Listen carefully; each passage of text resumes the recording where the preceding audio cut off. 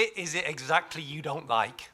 Article 2, which puts a duty on the state to save your life and to stop you getting killed and to keep you safe from danger. If that's something you object to, I'd like you to explain. Do you not want the right to life, or should that right be demarcated to groups and individuals that someone somewhere favours because they look a bit like this, or they think a bit like that, or they were born and bred in Blighty and didn't float here on a raft? And I'd like you to outline for me the criteria for inclusion, because I thought life was a human right. And we got it because we're human. Or is it Article 3 that causes you distress? Have you got a list of people that you think should be exempt because a little bit of torture, it goes a long, long way, and cruel, degrading treatment's not as bad as people say? Or is it?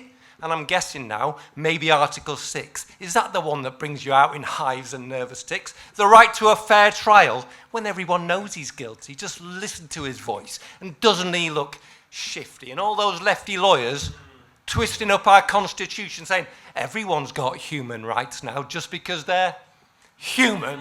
Now, Article 14 prohibits all discrimination by gender, race, religion, or political persuasion. And Article 10 gives us the freedom to express our thoughts out loud. And 11 says we can march the streets and gather in a crowd, where we can chant and wave our flags and cause minor disruption to the traffic on the ring road if we ask nicely for permission. And if we're not inciting hatred or violence or slander, if we're not guilty of obscenity or shouting fire in a crowded theatre, then these rights are protected, even if that leaves you fuming, because these are human rights and we've got them because we're human.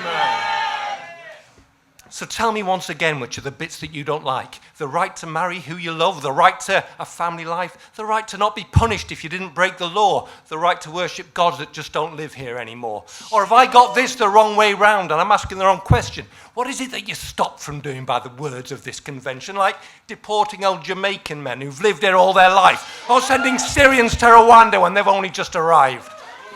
Or would you be quite happy with just division and confusion in the hope that we forget just what it means to be a human?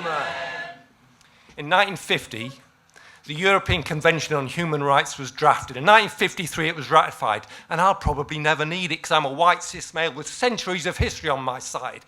But if you're ever, and the popular majority, you know, they'll always be all right, because that's literally who the government is for. But if you're ever sidelined, minoritized, despised, it suddenly might mean a whole lot more. Because while it might be nice to think that if you cause no harm, no one will hate you just for being who you are, but sadly that is not the case. And you don't know the time or place when you might need the strong protection of the law. So if anybody ever tries to take those rights away, your duty and my duty is to stop them. Because these are human rights. You don't get them because you're nice. They're yours. You've got them because you're human.